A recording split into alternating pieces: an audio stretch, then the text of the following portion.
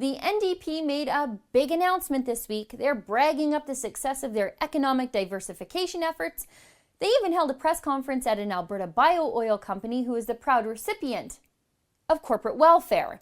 Now, this wasn't a small handout. It was $2.4 million to a company called CPro. And that crony capitalist, economic diversification investment, will help this company develop the technology to harvest oat oil to supply cosmetics companies like Aveeno. Remember when we called General Motors government motors after the massive bailout they received? Well, now in Alberta, we have government makeup. You see, this is where it gets really pathetic that the NDP are touting this as some sort of amazing success of their government programs. The company says they're doubling the number of employees because of this one investment. That means going from 30 employees to 60.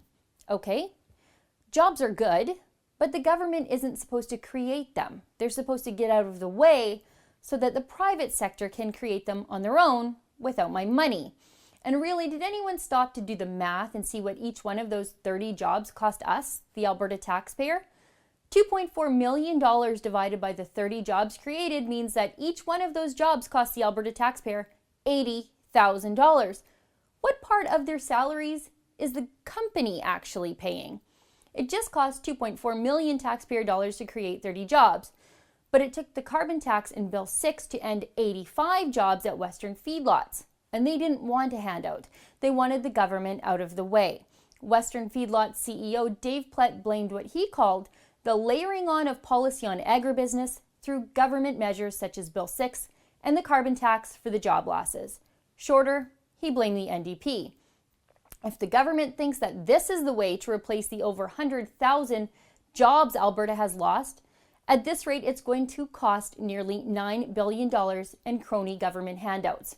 We're going to need a lot more government moisturizer factories. And let's all take a minute to appreciate that the NDP's great job creation strategy is extracting wealth from oat farmers through the carbon tax and Bill 6, and then giving it to oat oil producers so Notley can act like some sort of savior. The government shouldn't be taxing me more so that they can use my money to choose winners and losers. The NDP need to get out of the way so the winners can win and the losers can lose. For the Rebel.media, I'm Sheila Gunn Reid. This is just the tip of the iceberg. You can learn more about the devastating effects of Rachel Notley's job-killing carbon tax in my best-selling book, The Destroyers. Click the link below to get your copy.